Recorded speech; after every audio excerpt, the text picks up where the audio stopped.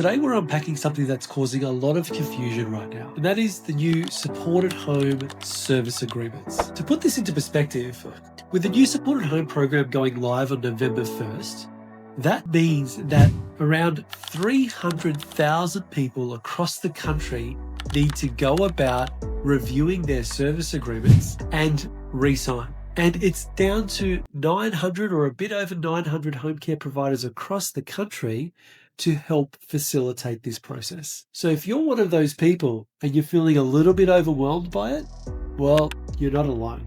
I'm Jim Moratis, and in this video, we're going to be breaking down the most talked about elements of these new supported home service agreements. We're going to be discussing your rights before you sign. We're going to be covering off what to do if you're feeling pressured into signing it, and also, probably most importantly, what to do if you need clarification on anything that doesn't make sense. And by the way, if these new service agreements are stressing you out, I've made a simple cheat sheet that explains everything in plain English. The link to download it is below. And throughout this video, you're also going to hear from Erin Heedley. Now, Erin is an expert when it comes to operations management and service delivery in the home care sector, and she's part of the leadership team at Trilogy Care, an organization that is absolutely in the thick of it right now when it comes to transitioning their thousands of clients from the old home care package world into the new supported home world. Considering the mammoth task that they're dealing with, Erin is arguably one of the best people in the country to share insights on the front line. Before we dive into the specific parts of an average agreement, let's first take a moment to make sense of why this is all happening at the same time. So here's the challenge. The Australian government released the final details of the supported home program extremely late. We're talking towards the end of September. So if you're getting the impression that your provider's a little bit under the pump, maybe a little bit slower to respond to your inquiries, maybe a lot slower to respond to your inquiries, this is the challenge that they're dealing with right now. To put fuel on that fire, if you feel that your provider's hassling you to get that paperwork signed, well, that's the other whammy. They are hassling. They are also under the pump in that regard to get those agreements out there, get them reviewed, get them signed, and get them back. Now, obviously, yes, stressful for the provider, but let's not forget the person at the center of all of this, and that's you watching, the aged care participant. You only have to have a look at the Village Local Community Hub over the last month, and you can see the level of stress and anxiety and the questions that are being asked about how to go about understanding and reviewing these service agreements that are often 50, 60, even 70 pages long. So if you're experiencing that challenge, you are not alone. Erin, can you give me your perspective on what you guys were experiencing at Trilogy Care? Yeah, absolutely, Jim. When the rules dropped, we had obviously our legal team in one corner, our governance and quality teams in another, our operations teams, our finance team, our client support team, and our clients. Obviously, we're working together to make sure that every clause of the agreements complies with all of these new and introduced items like the support home requirements themselves, the strengthened quality standards, the new legislation, the new Aged Care Act and its rules, and Australian consumer law, which governs all contracts. We needed to make sure that there was nothing that could accidentally place a client at risk or expose the company legally as well. It's been intense, but it's been necessary. Speaking to other leaders from across the sector, they're all in the same boat. There's a really consistent level of change that's just unprecedented. These are once-in-a-lifetime reforms, and it's a once-in-a-lifetime workload. And one of the most common questions asked in the community is, why do they have to be so long? Followed by a close second of, why do they have to be so complicated? Well, the reality is there's good reason for it.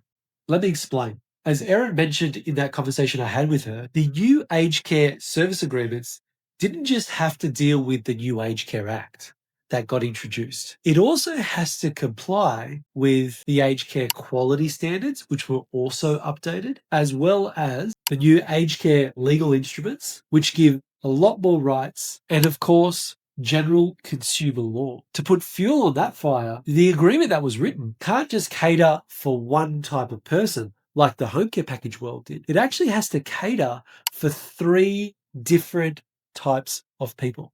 The first type are those who have been grandfathered under the old system. The second type of person it has to cater for is those who are what they call transition people. These are people that were approved and receiving their home care package after September 12th, therefore weren't grandfathered, but were getting their package after September 12th, but will transition in some degree to the new supported home program. In other words, have to co-contribute. And then there's that third cohort who have not yet started receiving their supported home services. So with this, instead of the providers coming up with 3 separate agreements for these cohorts, what you've been given is one big fat one that covers every scenario. Erin, do you want to give me your perspective on what you've experienced in that regard? Yeah, certainly, Jim. When the rules landed, every provider had to write an agreement that applied to all 3 groups at once. So that agreement needs to be able to apply to an existing client that's grandfathered and no worse off, a hybrid client who might be paying contributions for the first time, and new entrants under the supported home program. So there's a lot of detail that needs to go in there. There's so many sections so that those can be applied or modified for the particular groups, and it has to be legally correct for every one of those types. So it's no mean feat, that's for sure. Now, there's a bit of a double-edged sword here. You've got one document, which is big, but you kind of have to know how to wade through it because a big portion of that document is not relevant for you. This does make things a little bit messy, but when you think about it, it really is the only practical way to avoid even more confusion in the long run. So the next part that's raised a lot of eyebrows over the last few weeks is the topic of co-contributions. And this is obviously well documented in the service agreement that your provider may have issued you with. I'm going to take a few moments to show you exactly how co-contributions work across the 3 different categories of services, which each attract a different co-contribution rate, and why your service agreement needs to clearly explain all of these things to avoid you getting a nasty surprise. So firstly, you'll see that the service agreement that your provider gave you has listed a service price for all the different types of services that can be delivered under the supported home program. Now, if you're with a self-managed provider, what they may have done is put either an upper limit on what that organization, your provider, feels is fair market value for that type of service. I've seen other service providers give a bandwidth of that service level and that costing of that service level. And I've also seen other organizations that give an exact number on what they're willing to pay. But nonetheless, somewhere in your agreement, you will come across some sort of price list. The other thing you'll see in the service agreement is what they call a co-contribution fee. And this co-contribution fee for pensioners, for full pensioners, it's going to be 17.5% for the service category known as everyday living. It's going to be 5% for the service category known as independence living. And it's going to be 0% for services that are clinical. If you're a self-funded retiree or a partially funded retiree, those percentages will change. They'll go higher. And you can actually get a pretty accurate calculation by going to the My Aged Care website and searching for the calculation tool that recently got released as well. So Erin, how did you and the Trilogy team approach that tricky scenario? Some clients are paying fees for the first time, so every organisation has to be crystal clear about how the contributions work. We've had to spell it out in different scenarios so that our clients aren't surprised later on and understand how their choice of services might affect their out-of-pocket costs. It is a lot of detail, but it's there ultimately to protect people. So in our agreement, we took an approach of listing a maximum price for services, and that's for every service on the supported home service list. One of the reasons we did that was to allow our clients the freedom that comes with self-management, which is to negotiate and engage suppliers of choice, but also to make sure that there was an upper limit on what could be agreed for the price so that there's no nasty surprises with those out-of-pocket costs that need to be paid personally. So we do need to make that really clear though, our clients are self-managing, like I mentioned, and their right to choose their own workforce is still really upheld through that approach. So it's not a recommended price for services. If anyone is quoted a price above that, I'd probably go so far as to say that would be too high, but it can be accepted. There might be special circumstances in which that is the price for a service. We just need to do a simple contract variation to make sure that we're really getting explicit understanding and consent to those out-of-pocket costs that relate to those higher rates. Now, co-contributions naturally have led to the next question that has been getting asked quite a bit in the forums, and that is why so many providers are asking for direct debit when it comes to collecting those funds. Well, let me tell you the simple reason for it. And at risk of glazing everybody's eyes over, let's do some maths for a second. You see, there are, as I mentioned earlier, about 300,000 people across the country that are entering or have entered the Support at Home program. On average, let's say that there's 3 to 4 transactions per week per person. And these transactions may be things like domestic assistance or meal delivery or taxis or gardeners. If you add that up, we're talking over 1 million transactions per week, every week. That's a big task. Could you imagine for a second that those collection of those co-contributions was done manually? And that includes calculating the fees of the service, working out the co-contribution associated with that service, drawing up invoices for those services and requests for payment, sending those out to the 300,000 people across the country, waiting for payment, trying to reconcile which payments have been received and which payments haven't been received so that you can do a follow-up for any payments that are now overdue. Mind-boggling, not only for the provider, but also for the participant as well. Can you imagine the participant's perspective? Oh no, I thought I paid that invoice. No, I haven't paid that invoice. Looking up files, approving invoices, having to manually process that level of work, well, it would just about be impossible. And it's for this reason that doing direct debit really is the only realistic and sustainable way for the aged care sector, that's the providers, but also the participants, to process payments on time, keep services running without disruption, and avoid errors and delays. Aaron, considering Trilogy is one of the larger home care, self-managed home care providers in the country, thousands of clients, and the amount of invoices that you and your team have to process on a daily basis, I would assume that the systems and the processes that your team are putting together are very similar to other self-managed providers. How are you guys tackling that?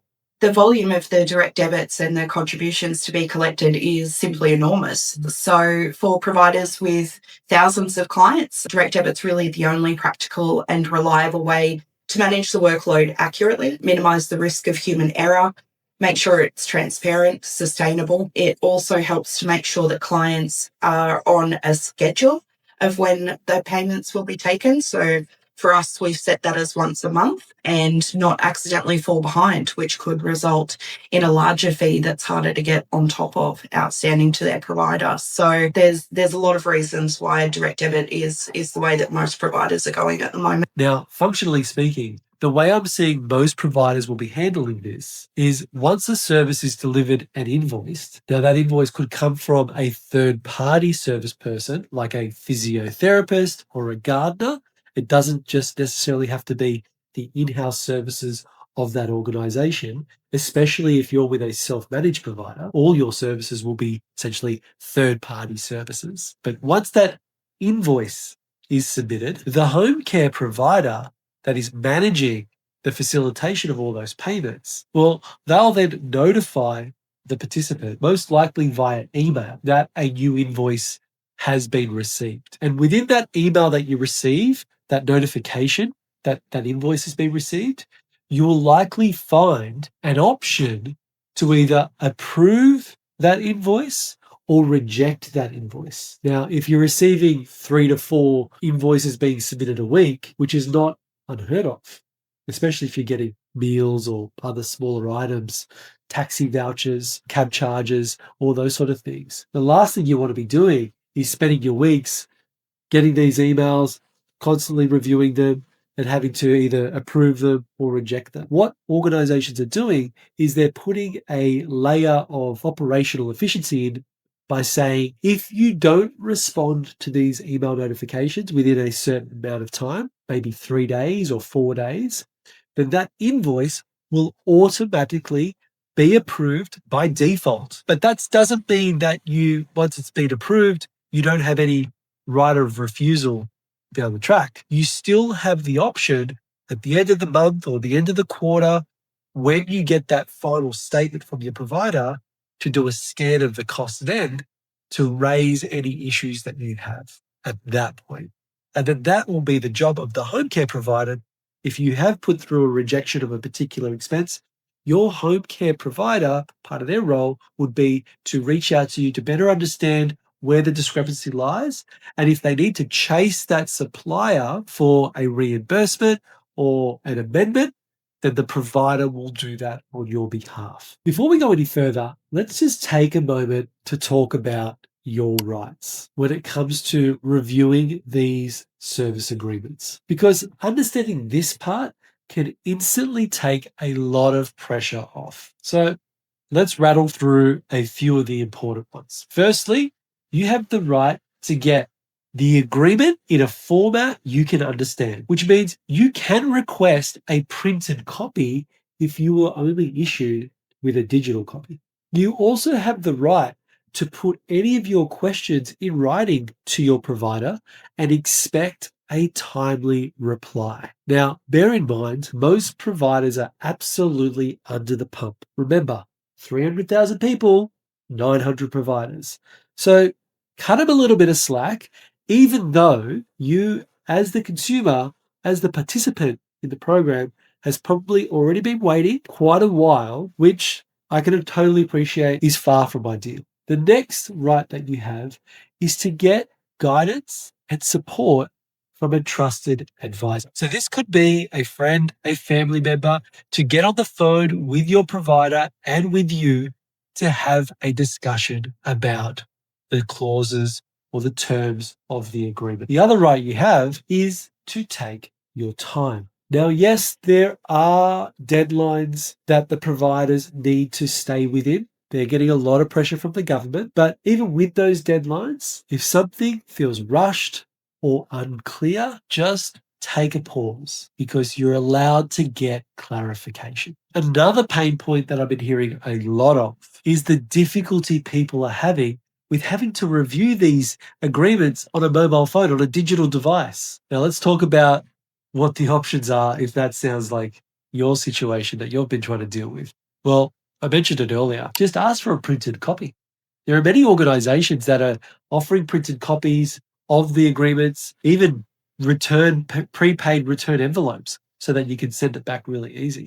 What we're seeing, a lot of older Australians simply can't navigate a 50, 60, 70 page service agreement on a small screen like a mobile phone or a tablet. I must admit, I have difficulty with it myself as well. We're seeing clients try to pinch and zoom into the screen, and, you know, with arthritic hands or tremors, they can lose their place. It's a very frustrating experience, and it's already difficult. We don't want to make this any harder than it has to be. So we make sure that we always offer printed copies of the agreement, posted out to the client's address. We include a return envelope with that postage paid, so there's no cost to the client. The client or their support workers can drop that at a post box and it'll make its way safely back to us. And there's also a QR code, so if the client's got a mobile phone, they can simply take a photo of that to accept the agreement without any further action being required. So look, for Trilogy Care, accessibility is not an option, it's part of informed consent. Now, with all of this, if you're still stuck on certain words and clauses, we've set up something that's going to make things a lot easier for you. These agreements have a lot of legal language in them. Parts of them are cross-referenced with other sections of the agreement. There's reference to government legislation. And as I said earlier,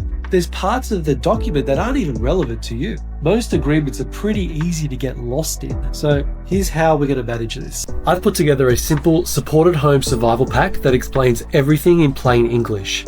It's free, it's easy to follow, and it will save you a lot of stress. If you want access to that, you'll find it in the link below. So there you have it, folks. I hope this video provides a clearer understanding of the terms and the structure and the rationale behind the new service agreements. Helps you feel a little bit more confident in dealing with them, but at the very least, helps you realize that if you're finding it overwhelming and stressful, you're not alone. So do thousands of others who are experiencing this same journey with you. A big thank you to Erin Hidley at Trilogy Care for giving up your time and effort and to have what is a very difficult conversation in the community right now. It's a true sign of leadership, especially when you're on the front line, having to roll your sleeves up and deal with the mammoth task at hand. So thanks to Erin and the Trilogy Care team for supporting our Village Local community with this information. Looking forward to catching you in the next video.